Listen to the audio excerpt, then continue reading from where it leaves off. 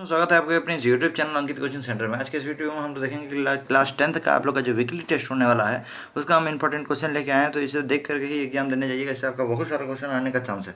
तो देखिए आपका पहला नंबर क्वेश्चन क्या है कि किस राज्य में काली मृदा पाई जाती है। मृदा मतलब होता है आपका मिट्टी, तो मिट्टी आपका बहुत तरह का होता है। तो काली मिट्टी आपका किस राज्य में पाया जाता है, तो गुजरात में आपको पाया जाता है।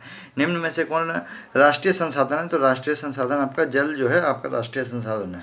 अब अगला क्वेश्चन देखिए, निम्न में से किस प्रांत में सीढ़ीदार सोपानी खेती होती है। तो देखिए सीढ़ीदार मतलब क्या हुआ कि सीढ़ीदार किसमें कहाँ पे खेती होगा, तो उत्तराखंड में। उत्तराखंड में क्या है, अधिकतर वहाँ पे जगह जो है सीढ़ीदार इसीलिए खेती किया जाता है कि पानी वहाँ क्या होता है, ठहरता नहीं है। तो वहाँ पे सीढ़ीदार आपका खेती करेगा तो वहाँ पे आपका क्या होगा, पानी ठहरेगा। तो आपका जहाँ पे पानी ठहरेगा तो आपको बढ़िया से खेती होगा, ठीक है। तो इसीलिए वो कहाँ पे सीढ़ीदार खेती किया जाता है, तो उत्तराखंड में। निम्न में से कौन प्राकृतिक संसाधन नहीं है, तो आपका जो है कौन प्राकृतिक संसाधन क्या होता है, जो आपको जो है भगवान से मिला है, जो आपका गॉड गिफ्टेड है। तो आपका देखिए जब देखिए भवन कौन बनाया है, भवन जो है आपको प्राकृतिक से मिलता है, नहीं मिलता है। तो ये आपका जो है कौन बनाया, ये मानव निर्मित संसाधन है। तो ये आपको क्या पूछा है, प्राकृतिक संसाधन कौन है, तो आपका कौन नहीं है, तो भवन आपका जो है प्राकृतिक संसाधन नहीं है। अगला क्वेश्चन देखिए, भारत का कितने प्रतिशत भूभाग पर मैदान है, तो मैदान आपका जो है 43% भूभाग पर मैदान है। देखिए आपका इसे जो है और दो क्वेश्चन बनता है। आपका अभी क्या पूछा है, मैदान। तो मैदान आपका देखिए क्या है, टोटल 43% है। लेकिन आपका देखिए पर्वत भी पूछ सकता है। यदि पर्वत पूछे तो आपका पर्वत को याद रखिएगा, पर्वत आपका जो है टोटल 30% जो है आपका पर्वत हो जाएगा। और एक होता है पठार, तो पठार आपका जो है तो आपका 27% होता है। तो यहाँ पे आप जो है टोटल देखिए आपका जो है भारत में कितने प्रतिशत भूभाग पर आपको मैदान देगा, तो आपको 43% मानना है।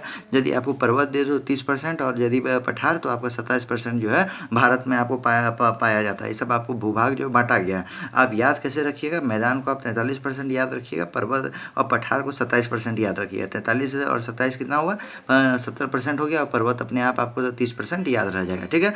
चलिए देखिए अगला क्वेश्चन क्या है कि भारत में प्रोजेक्ट टाइगर की शुरुआत कब हुई, तो कब हुई थी, 1973 ईस्वी में आपका जो है प्रोजेक्ट टाइगर का आपका जो है क्या हुआ था, शुरुआत हुआ था।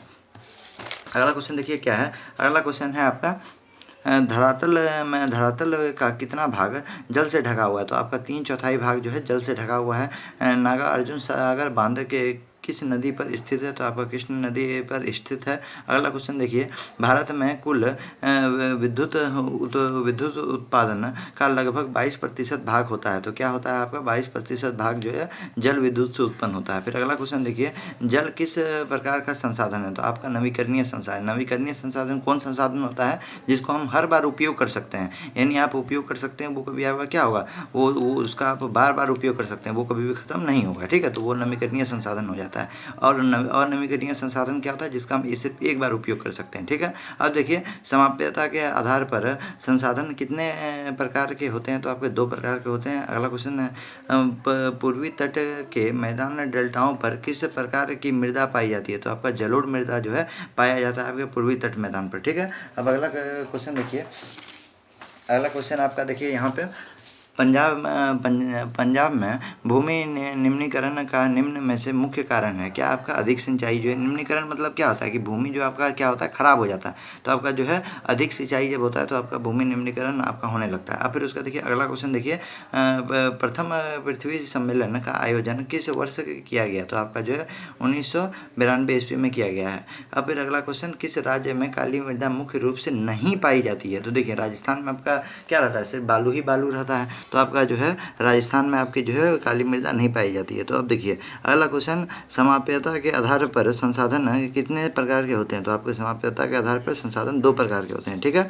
अब देखिए किस मृदा को रेगड़ या स्वतः जुताई वाली मृदा भी कहते हैं, तो काली मृदा को जो है रेगड़ या स्वतः जुताई वाली मृदा कहते हैं। अब देखिए अगला क्वेश्चन, लो अयस्क किस प्रकार का संसाधन है, तो आपका जो है लो अयस्क देखिए लोहा को आप क्या कर सकते हैं, एक बार आप उसका यूज कर सकते हैं, तो वो क्या हो गया आपका अनवीकरणीय संसाधन हो गया, ठीक है। अब जो एक चीज़ बना लिए फिर उसे आप दूसरा चीज़ उससे क्या करते हैं, नहीं बना सकते हैं, तो आपका ये क्या हो गया, अनवीकरणीय संसाधन हो गया। अब अगला क्वेश्चन देखिए, अगला क्वेश्चन क्या है? अगला क्वेश्चन आपका है, हमारे पर्यावरण में उपलब्ध प्रत्येक वस्तु जो हमारे आवश्यकताओं को पूरा करने में प्रयुक्त की जा सकती है और जिसको बनाने के लिए प्रतियोगिताओं उपलब्ध है, जो आर्थिक रूप से संभाव्य और सांस्कृतिक रूप से मान्य है, उसे क्या कहते हैं? तो उसे हम लोग क्या कहेंगे? संसाधन। ये इतना लंबा चौड़ा परिभाषा का एक ही आंसर होगा, संसाधन। ठीक है, आपको इस तरह क्वेश्चन पूछ भी सकता है, संसाधन किसे कहते हैं? तो ये जो ऊपर में लिखा हुआ है आप इसको लिख दीजिए, ये आपका संसाधन का डिफिनेशन है। ठीक है, अब फिर उसका देखिए डिफिनेशन मतलब परिभाषा। अगला क्वेश्चन देखिए,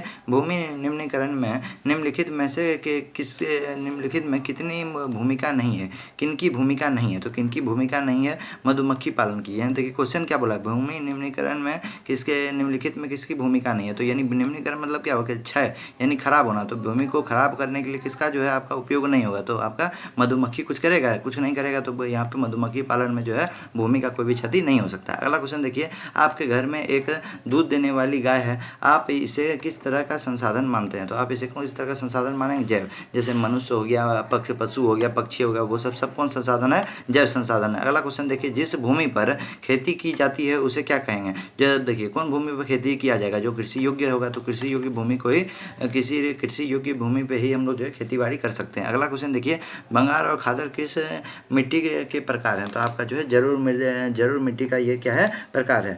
आप देखिए यहाँ पे जो नया मृदा जो रहेगा उसको हम लोग क्या बोलेंगे? खादर बोलेंगे, और जो पुराना मृदा रहेगा उसको हम लोग जो है बांगर बोलेंगे। ठीक है, इसको याद रखिए। जरूर मिट्टी क्या होता है? देखिए जब कोई पानी पड़ता है तो आपका क्या होता है? पानी बहुत सारा मिट्टी आपका लेकर के आता है। तो बहुत सारा आपका जो मिट्टी लेकर के आता है तो उसमें जो है आपका उस जगह पे जो मिट्टी, जो पहले पुराना मिट्टी जो रहा, तो पुराना मिट्टी आपका रहता है, फिर उधर से नया मिट्टी भी लेके आता है। तो पुराना मिट्टी को हम लोग जो है बांगर कहेंगे, और जो है फिर उसके बाद नया मिट्टी को हम लोग जो है खादर कहेंगे। ठीक है, अब आते हैं अगला क्वेश्चन पे। अगला क्वेश्चन देखिए क्या है?